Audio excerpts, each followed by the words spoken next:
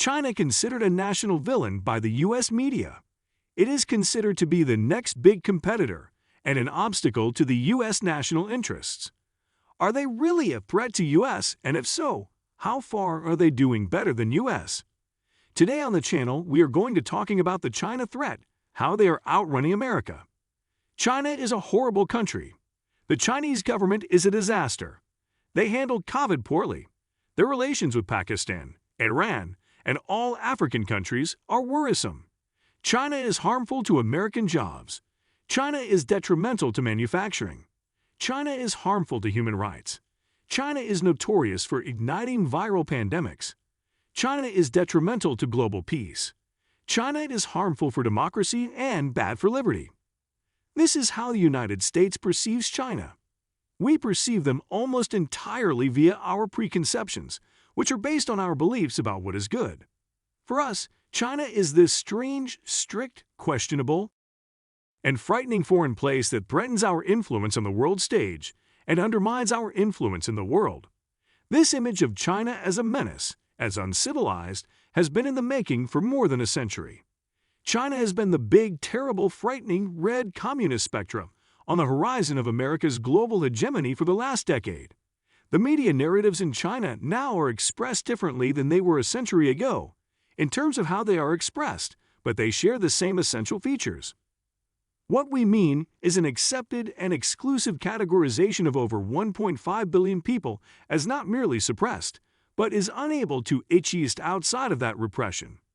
It is the belief that everything the Chinese government accomplishes and everything that occurs in China is done in the context of authoritarianism, with the government's tactics, and frequently ends being repression. Consider how the media covered China's response to the COVID-19 epidemic in early 2020. It was constantly referred to as draconian, a strategy that included the same lockdown, which became a crucial strategy for combating the virus's spread around the world. Another example is Chinese technology, which was originally assumed to be impossible to create due to the restrictive setting, but is now predominantly highlighted in U.S. news due to the breadth of monitoring or problematic privacy practices. The American technology sector is completely unaware of this. Subjugation is presented in the framework of Chinese stories, as an integral aspect of China and the reality of being Chinese, which again rests on a complete absence of civilization, which we measure by the standards of the United States. The one-party model is regarded as antiquated, anti-democratic, and therefore anti-liberal. Communism's official state ideology is anti-human nature and anti-Christian, which matters not just to many people in America, but also in a larger sense because Christianity is the foundation of Euro-American civilization. We discuss about China needing to join or collaborate with the world community. The assumption is that China in some ways isn't as developed as the remainder of us. It has not attained the same level of civilization as the illustrious members of the international community. When coverage about China is not about how repressive it is to its citizens, then it is about how constantly it is working to undermine American influence in the world. And it's this trope of China and the Chinese as a looming threat to all things American that is the primary driver of the coverage of China in this country. It's trope almost as old as Chinese immigration to the United States. The first Chinese immigrants came here in the 1850s and quickly became a source of cheap labor. They built the Transcontinental Railroad. They became domestic help, laundry workers, and farm workers. Any kind of cheap labor that was needed, you would find Chinese immigrants at the helm of it in the late 19th century. It came to a point where it was decided that there were too many Chinese immigrants in the United States of America. The proportion of Chinese immigrants to the total population of the United States at the time was quite small, around 0.02%. The prohibition was imposed because it was determined that the problem was so serious that immediate action was required. The Chinese Exclusion Act of 1882 was one of the country's first pieces of anti-immigrant legislation. The idea that was prevalent early on during the Prohibition was that the Chinese constituted a significant cultural and economic danger owing to their sheer population numbers, a long-running visual representation of the China threat, which has been copied and recycled over time. is the notion that there are an infinite number of Chinese individuals who can be a menace to the U.S.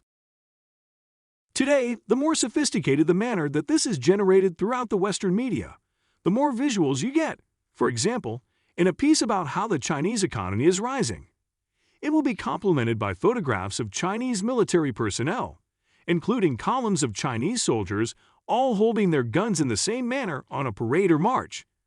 That construction of an infinite Chinese population turns into an infinite Chinese economic range and strength, which the leaders of this country publicly oppose. The current and former presidents have cautioned us about this danger. Joe Biden, Donald Trump, and Barack Obama have all spoken out strongly against this menace. It's worth noting that for much of the late 19th and early 20th centuries, the Chinese were viewed as an economic danger, backwards, and uncivilized. According to American perception and policy, China was not all of these things. China's threat emerged only after 1949. When Mao Zedong's Chinese Communist Party seized power following a brutal civil war, it caused an already anti-communist United States to become fascinated with China's new identity and system, putting it in the camp of the Soviet Union. It is a preoccupation that has been violently blended with the prior Chinese characterizations. Coverage continues to rely on Communist China assertions utilizing the same pictures, colors, and phrasing that place China in polar opposites antithesis to American ideals and civilization. These representations of China are based on the assumption of perpetual invading Chinese, images that have become imprinted in the American psyche after more than a decade of threat creation. The fact that U.S. and Chinese forces were involved in a heated war in Korea beginning in 1950, when China came to the help of its socialist friends fighting in a U.S.-backed regime in the South, reinforced these views. At least 100,000 Chinese forces first intervened, preventing the U.S. from taking over what became the Democratic People's Republic of Korea. Now there was a moment of ideological reprieve when in 1970s China was perceived to be opening to be so-called Western and capitalist values. It was rooted in the moves that were made by the Richard Nixon administration. Nixon was not a fan of the People's Republic of China. Time and time again, he referred to the country as having uncivilized behavior and as the greatest Asian threat to the United States. He believed that the goal should be to change what the status quo has been for so long. Nixon's security advisor Henry Kissinger visited China for covert discussions in 1971, sensing an opportunity to isolate the USSR as a result of the Sino-Soviet split. Nixon would become the first American president to visit the People's Republic of China shortly after. He returned extolling the Chinese authorities and the prospects for peaceful discussions.